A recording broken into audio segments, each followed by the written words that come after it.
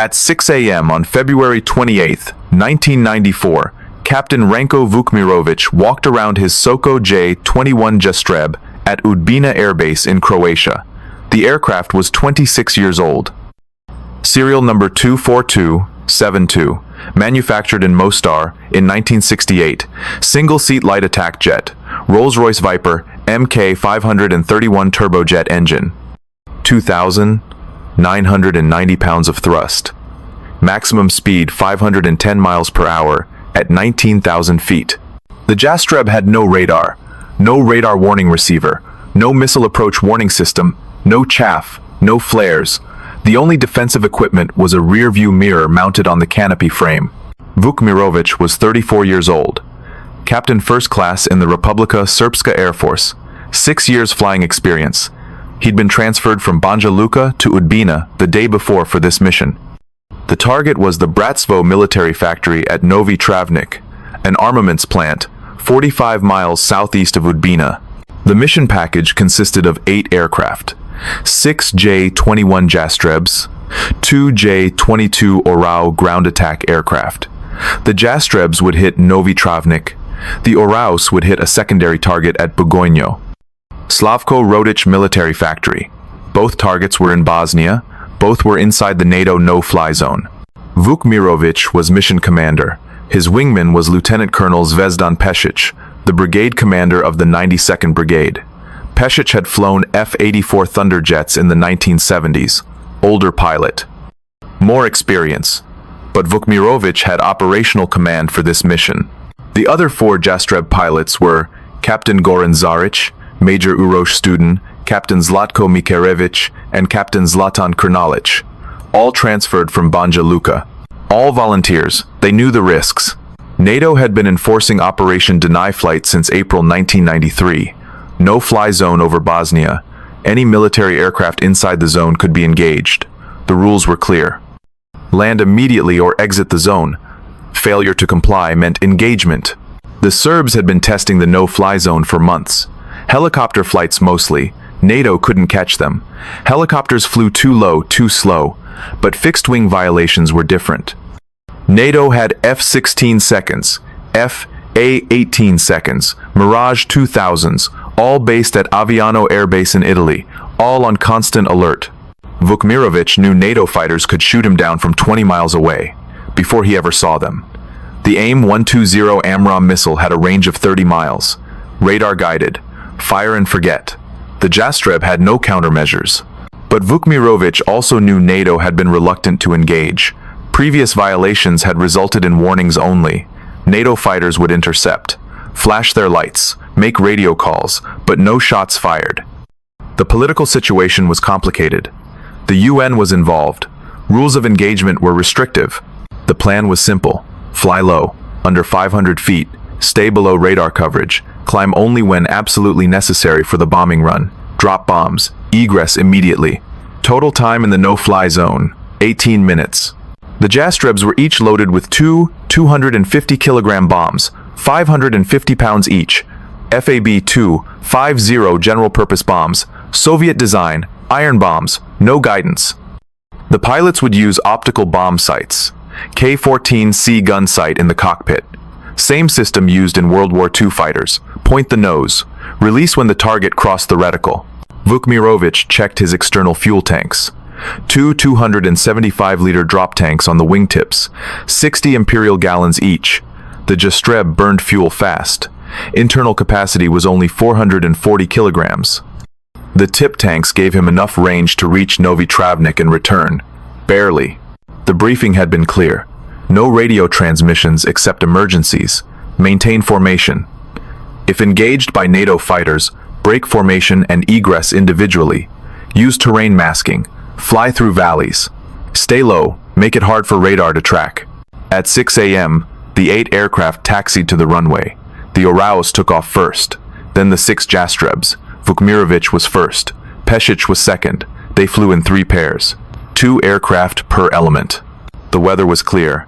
Temperature 38 degrees Fahrenheit. Visibility unlimited. Perfect conditions. Bad for evading detection. Udbina Air Base was in the Republic of Serbian Krajina. a self-proclaimed proto-state within Croatia, technically not inside the NATO no-fly zone. The Serbs were using this loophole. Launch from Udbina, strike targets in Bosnia, return to Udbina. NATO couldn't engage them in Croatian airspace. The 6 Jastrebs flew northeast at 500 feet, following a highway, using terrain masking. The Dinaric Alps rose to 6,000 feet on both sides, perfect cover from radar. NATO's E-3 Sentry AWACS aircraft was orbiting over Hungarian territory, 150 miles northeast of Udbina. The AWACS radar had a range of 250 miles. But the mountainous terrain created radar shadows. Low-flying aircraft could hide in the valleys. At the same time, 2 F-16C Fighting Falcons were crossing Croatian airspace. Call signs Night 25 and Night 26. Captain Stephen Allen was flying Night 25. Colonel John Meyer was flying Night 26. Both pilots were from the 526th Fighter Squadron, Black Knights.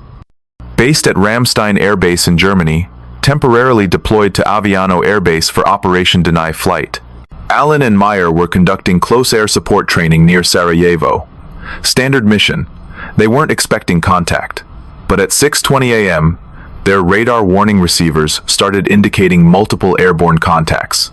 6 unidentified radar contacts. Eastbound, low altitude, inside the no-fly zone. Allen called AWACS. Magic, Night 25, multiple contacts, request identification. AWACS couldn't see the contacts yet. Too low, too much terrain interference, but 2 other F-16 seconds were closer. Call signs Black 03 and Black 04. Captain Robert Wright was flying Black 03. Captain Scott O'Grady was flying Black 04. Wright and O'Grady had just finished refueling from a KC-135 Stratotanker over the Adriatic. They were heading back to their patrol sector when AWACS vectored them toward the unidentified contacts. At 6:35 a.m., AWACS established radar contact. 6 aircraft, south of Banja Luka, heading southeast, low altitude, approximately 1,500 feet. Wright locked them up on his APG-68 radar, range 40 miles, closure rate 600 knots. He identified them as slow-moving targets, subsonic, probably attack aircraft. The contacts climbed to 6,500 feet. They had to climb. The bombing run required altitude. You can't aim bombs from 500 feet. As soon as they climbed, Wright and O'Grady saw them visually. 6 single-engine jets. Green and brown camouflage. Flying in 3 pairs. Wright called them out. Visual on 6 bandits. Appear to be Jastrebs. AWACS issued the warning. Standard procedure. 2 warnings. Land immediately or exit the no-fly zone. The Serb pilots heard the warnings, but they were already on their bombing run. Vukmirović could see the target, the Bratstvo factory, large buildings, storage depots. He armed his bombs. Electrical switches on the left console. Master arm on, bomb release on. He rolled in, 30-degree dive, airspeed 400 knots. The K-14C gun sight projected a circle on the windscreen. He centered it on the target, waited for the right angle, pressed the release button. 2 Fab 250 bombs dropped from the inner wing pylons. The Jastreb pitched up from the sudden weight loss. Vukmirović pulled back to level flight and looked over his shoulder. The bombs impacted the factory. 2 explosions, secondary explosions. The target was burning. Pešić dropped his bombs 2 seconds later. Direct hits, Zarić dropped his bombs, Student dropped his. All 6 Jastrebs completed their bombing runs within 30 seconds. The factory was engulfed in flames. Meanwhile, the 2 Oraus diverted to Bugojno. They bombed the Slavko Rodić factory. Both Oraus completed their runs and egressed northwest. They flew low through a valley. 2 F-16 seconds passed overhead at 15,000 feet. The F-16 seconds never saw them. The Oraus landed at Udbina at 6:52 a.m. Mission complete. But the Jastrebs were still in the no-fly zone, and the F-16 seconds were closing. At 6:45 a.m., NATO authorized engagement. The Jastrebs had ignored 2 warnings. They had dropped bombs on a target, single key authorization. Only 1 clearance needed. The Combined Air Operations Center cleared the F-16 seconds to engage. Wright selected an AIM-120 AMRAAM, advanced medium-range air-to-air missile, radar-guided, range 30 miles, fire and forget. He locked the lead Jastreb, range 18 miles. His finger moved to the weapons release button. The 6 Jastrebs had turned north. Heading back toward Udbina, they were descending, trying to get low again, back under radar coverage. Wright fired the AIM-120 at 15 miles. The missile dropped from the centerline station under his F-16. Motor ignited. White smoke trail. The missile accelerated to Mach 4 inches 3 seconds. Vukmirović was scanning the sky, looking for the F-16 seconds. He knew they were out there somewhere, but he couldn't see them. No radar warning receiver. No way to know he'd been locked. No way to know a missile was coming. The AIM-120 flew for 22 seconds. Active radar seeker acquired the target at 2 miles. The missile adjusted course. Minor corrections. Homing on the Jastreb's radar return. Vukmirović saw a flash. Thought it was sunlight reflecting off something. Then his aircraft exploded. The missile impacted the rear fuselage. Just aft of the cockpit, the warhead detonated. 50 pounds of high explosive. The Jastreb disintegrated. Tail section separated. Wing broke off. The wreckage tumbled toward the ground. Vukmirović never knew what hit him. No ejection. No parachute. The aircraft impacted the ground at 400 knots. Vukmirović was killed instantly. The remaining 5 Jastrebs broke formation. They dove for the deck. Scattered in different directions. Wright and O'Grady followed them down. The engagement became a low-altitude chase. The Jastrebs were flying through valleys, 300 feet above the ground, following rivers, using terrain masking, desperate. Wright got behind Pešić, range 2 miles. He selected an AIM-9 Sidewinder, heat-seeking missile. He got tone. The missile seeker had locked onto Pešić's engine exhaust. Wright fired. The Sidewinder came off the left wingtip rail. Motor burned for 2 seconds. The missile tracked the heat signature. Pešić was looking over his shoulder. He saw the smoke trail, saw the missile coming. He tried to turn, pulled hard left. The Jastreb responded slowly. Old hydraulics, heavy controls. The Sidewinder impacted the left wing. The warhead detonated on contact. 20 pounds of high explosive, annular blast fragmentation warhead. The wing sheared off at the root.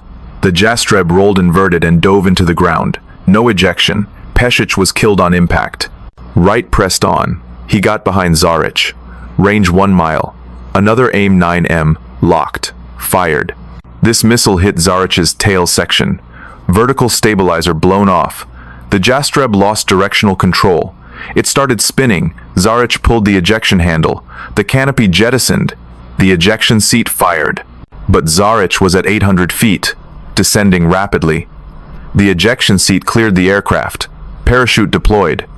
But there wasn't enough altitude. The parachute opened halfway. Zarić hit the ground at 60 miles per hour. He landed in the fireball of his own aircraft. Killed on impact. Wright was out of missiles. 4 AIM-120 seconds. 4 AIM-9 seconds. Standard F-16C loadout. He'd fired 1 AMRAAM and 2 Sidewinders. He had 1 AMRAAM and 2 Sidewinders remaining, but he was low on fuel. His F-16 had burned 6,000 pounds in the engagement. Fuel gauge showed 2,400 pounds remaining, approaching bingo fuel. O'Grady moved in. He got behind Studin, range 3 miles. He fired an AIM-9. The missile tracked, but Studin was flying extremely low, 200 feet above the ground. The Sidewinder's proximity fuse triggered early, detected ground clutter. Warhead detonated 50 feet from the Jastreb. Shrapnel hit the tail, damaged the vertical stabilizer, but the Jastreb stayed in the air. Studin felt the impact, felt the aircraft shudder. He checked his instruments. Engine still running, controls still responsive, but the aircraft was sluggish, hard to control. He decided to eject. He was near Jajce, 25 miles from Udbina. He pulled the ejection handle. Clean ejection. Parachute deployed. He landed safely in a field. Local Serb forces recovered him 3 hours later. Wright and O'Grady were both low on fuel. They broke off the engagement, headed south to the KC-135 tanker over the Adriatic. They had been on station for 28 minutes, 3 Jastrebs down, 1 damaged and pilot ejected, 2 still airborne. At the same time, Allen and Meyer arrived on scene. Night 25 and Night 26, fresh missiles, full fuel load. AWACS vectored them toward the remaining Jastrebs. Alan got behind Vukmirović. Range 2 miles, low altitude, 400 feet. Alan fired an AIM-9M, the missile tracked, but Vukmirović was flying through a valley, steep sides. The missile lost lock.